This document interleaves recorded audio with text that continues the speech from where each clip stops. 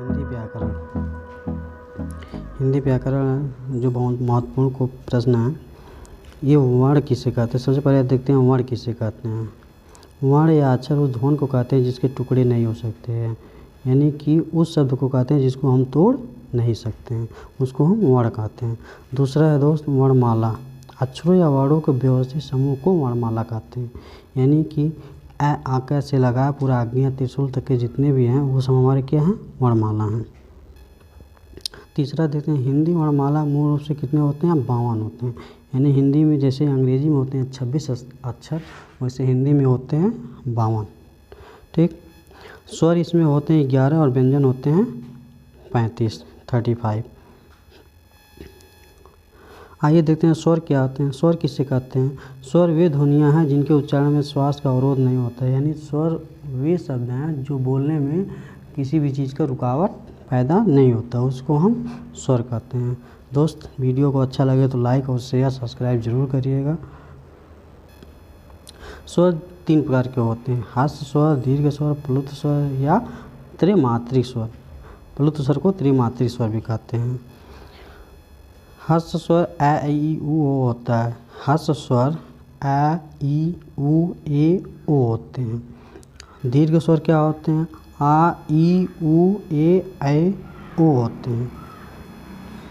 ये होते हैं हास्य और दीर्घ स्वर। प्लुत स्वर में क्या है, प्लुत स्वर वह स्वर जो अंतिम अक्षर को खींचकर लंबे समय तक बोला जाता है, उसी को प्लुत स्वर कहते हैं। जैसे ओ में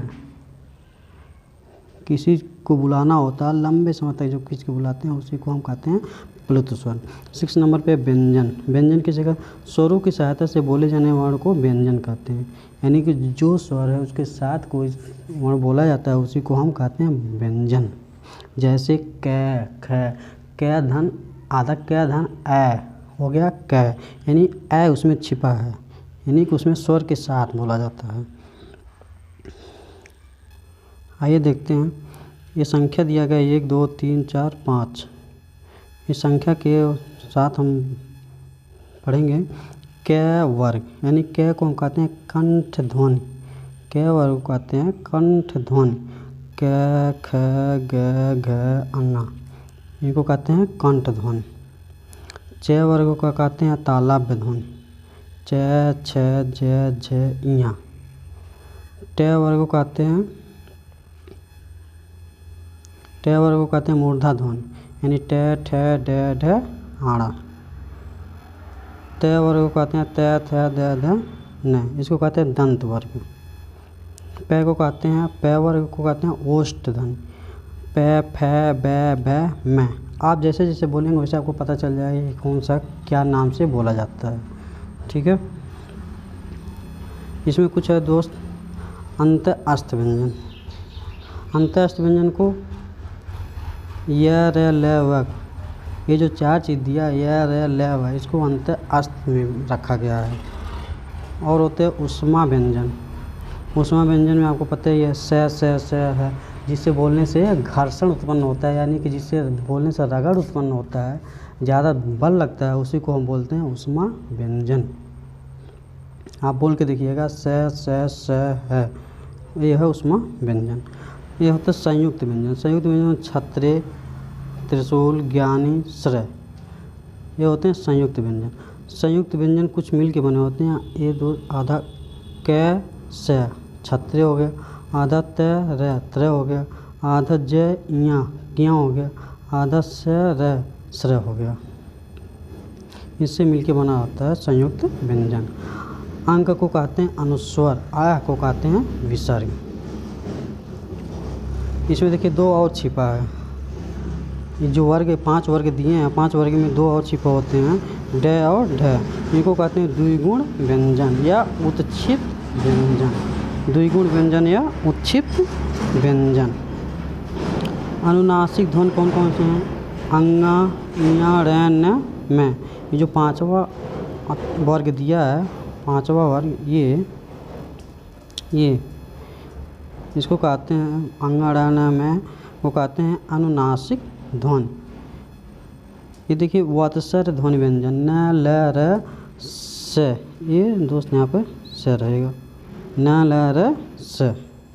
इसको बोलते हैं वत्सर ध्वनि व्यंजन। स्वर के स्थान पे कुछ जैसे दिया है, जैसे व्यंजन हम लोग देखें यहाँ 5 वर्ग में बांटे हैं, वैसे स्वर भी कुछ बटे हैं। पहला है कंठ। कंठ में आ आते हैं, कंठ स्वर में ए और आ आते हैं। तालव्य में ई आते हैं। मूर्धन्य में ऋषि आते हैं। ओष्ठ ऊ।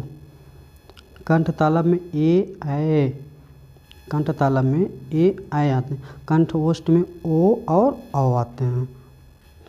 अंक को अनुनासिक भी बोलते हैं। अनुनासिक को अंक भी बोलते हैं। दोस्तों यहाँ देखिए लुंठित आर को हम लुंठित भी बोलते हैं, इसका नाम है लुंठित। अर्ध स्वर आते हैं य और व। अर्ध स्वर में य और व आते हैं और अर्ध स्वर में व आते हैं। य व को अर्ध स्वर कहते हैं, व को अर्ध स्वर कहते हैं। अल्प प्राण किसे कहते हैं? 1 3 5 तथा य र ल व की भी अल्प प्राण कहते हैं। 1 3 5 1 3 5 मतलब 1 3 5, ये जो देख रहे हैं आप 1 3 5, इसको अल्प प्राण भी कहते हैं। महाप्राण किसे कहते हैं? प्रत्येक वर्ग 2 4 और है स्वर के भी महाप्राण, मतलब महाप्राण प्रत्येक वर्ग में 2 और 4 जो ऊपर दिखाए अभी, उसमें 2 और चौथे को कालम को और है के साथ स्वर भी जितने होते हैं उसको हम कहते हैं महाप्राण। सघोष किसे कहते हैं? जिन ध्वनियों को उच्चारण स्वर तंत्र में कंपन होता है उन्हें हम सघोष कहते हैं। यानी कि जिसके उच्चारण में हमारा स्वर कंपन करता है यानी वाइब्रेट करता है, उसी को हम कहते हैं सघोष। सघोष में देखिए वर्ग 3 4 5 और र ल व भी सघोष में आते हैं। 3 4 5, ठीक है। अघोष जिन ध्वनियों को उच्चारण स्वर तंत्र में कंपन नहीं होता है उसे हम कहते हैं अघोष। अघोष में आते हैं 1 और 2, 1 और 2। क फ स है भी, ये सब क्या है? अघोष। स्पर्श संघर्षी व्यंजन। स्पर्श संघर्षी व्यंजन में 6 वर्ग आते हैं। स्पर्श संघर्षी व्यंजन में 6 वर्ग आते हैं। स्पर्श संघर्षी व्यंजन में ये जो 6 वर्ग दिख रहा है ये सब आते हैं। ये स्पर्श संघर्षी व्यंजन इनको कहते हैं।